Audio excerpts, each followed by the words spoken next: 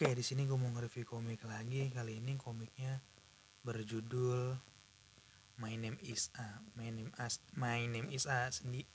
Sendiri gue dapat di harga 70.000 kemarin, which is satunya 18 sampai 17.000, 17 sampai 18.000. Harga aslinya 45.000, gue dapat all free ya. Dan menurut gue ini best deal, 4 komik cuma 70.000. Komik baru. Komik ini sendiri diterbitkan oleh Akasa dengan rated dewasa dan dibuat oleh Story Chikara Kimizuka dan ilustrasi Yen Hyoka. Jadi komik ini 1 sampai 4 tamat. Bisa dilihat di sini My Name Is A. A-nya setiap volume beda-beda tampilannya. Dari segitiga gini-gini sampai jadi A sempurna. Sinopsisnya sendiri tentang Takahashi yang ketahuan ngebunuh gurunya sendiri. Guru pasti SMP, dia ngebunuh gurunya sendiri, dan itu ngebuat hidupnya berantakan. Bukan cuman hidup Takahashi, tapi hidup orang di sekelilingnya berantakan. Toko emaknya jadi bermasalah karena anaknya ngelakuin pembunuhan. Kakaknya kuliahnya jadi gak beres gara-gara adanya ngelakuin pembunuhan. Bahkan temen dekatnya, bestie, sahabatnya, kekeh kalau dia menyangkal, denial dia kalau Takahashi tuh gak ngebunuh, pasti ada sebabnya dia ngebunuh. Jadi kurang lebih kayak gitu. Jadi bisa dibilang karena satu kesalahan dia, orang di sekelilingnya, orang lingkungannya bener-bener hancur hidupnya gara-gara dia ngelakuin satu kesalahan. Jadi bisa bilang sinopsisnya seperti itu. Dan dari sinopsisnya sendiri gue udah pas gue baca ya, kayak wah gak beres nih komik ini. Kayak ini komik yang bakal bikin gue sebagai pembaca gak nyaman dalam artian nyesek gitu.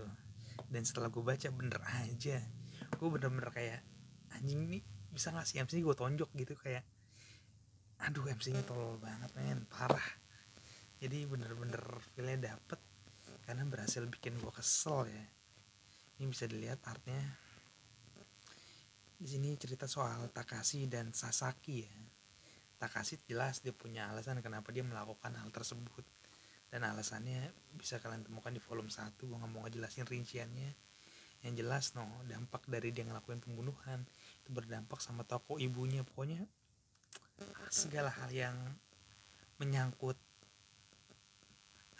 sanksi sosial bener-bener dijabarin di sini. Sampai gue baca sendiri kayak serius, di volume 2 itu gue bener-bener gak nyaman dalam artian jadi yang dirasain sama pemeran utamanya udah gak beres. Ini yang dirasain sama pemeran utamanya udah kayak pembulian, makian, cacian. Bahkan dia lagi jalan aja nih, karena dia mantan pembunuh tepatnya, pernah ngebunuh lah, bukan mantan, ya pernah ngebunuh. Dia lagi jalan aja dituduh maling sama teman sekelasnya sendiri, saking teman sekelasnya gak seneng. Jadi kayak wah, gue baca sendiri kayak bukan butuh mental yang kuat sih, lebih kayak butuh hati yang tegar. Kayak karena gue sendiri bacanya jujur nangis ya. Untungnya komik gue gak basah kena air mata gue. Jadi kayak wah gila, ini komik bener-bener segala penderitaan bener-bener datang gitu. Dan gak cuma buat dia, buat orang sekelilingnya. Dan gokilnya itu kedekatan antara si anak ini, si Takashi, dengan ibunya itu yang bikin gue nangis sih. Jadi kayak apapun yang dilakukan Takashi, ibunya ngomong kayak lu gak mungkin ngelakuin hal itu, gue percaya lu gak gitu. Jadi kayak gila sih pokoknya kedekatan Takashi sama ibunya itu yang erat banget, yang bikin gue nangis sih di sepanjang cerita. Jadi ceritanya emang gokil, gambarnya bagus, dan misterinya juga ada. Jadi walaupun dia udah ngelakuin hal tersebut, jadi kayak dia udah ngelakuin kesalahan nih, tapi karena sanksi sosial nggak kelar-kelar nih. Yang jadi pertanyaan, siapa yang nyebarin profil pembunuhan dia? Secara kejadiannya sudah 3 tahun yang lalu gitu. Jadi kayak dia udah membunuh, dia udah ngejalanin hukumannya, mau mulai hidup yang baru dengan nama yang baru, segala macam kehidupan baru, tapi masih ada aja orang yang nggak senang dan membeberkan identitas lama dia. Jadi mau kemanapun dia pergi, stereotip pembunuh selalu ada di belakangnya gitu. Dan begitu yang terjadi sama orang-orang sekelilingnya. Jadi bener-bener ngancurin hidup orang-orang sekelilingnya banget lah. Ini 4 komik ini bener-bener full penderitaan, anjrit. Bener-bener kagak ada happy-happynya. Aku ngebacanya kayak aduh gila. Ini bisa dilihat panel-panelnya.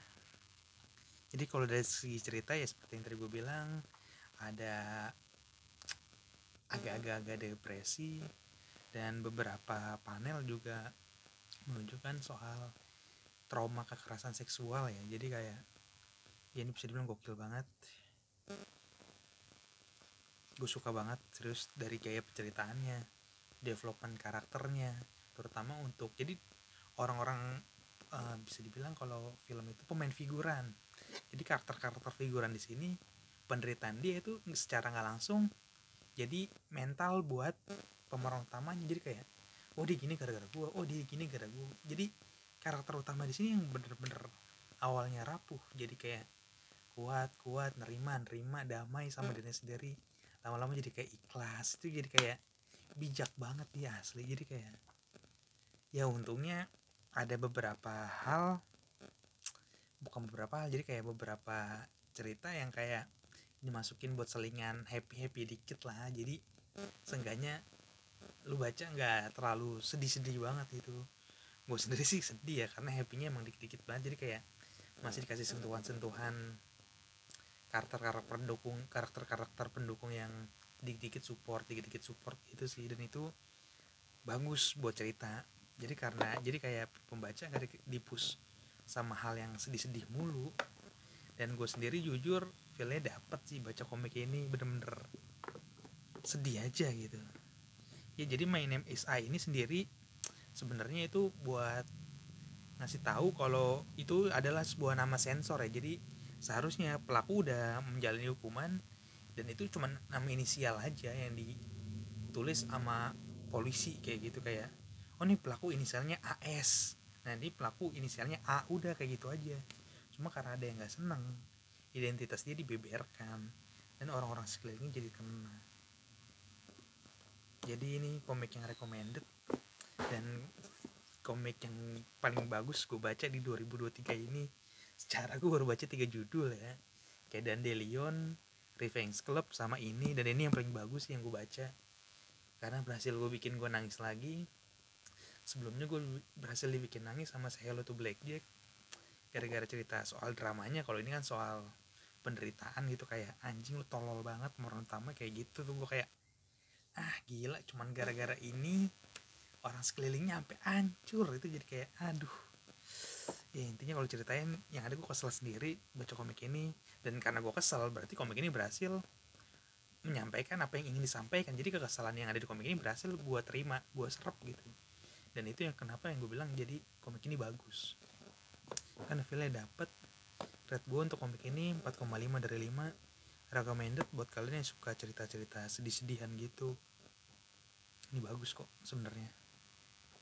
Cuman buat sebagian orang mungkin agak gak nyaman bacanya ya.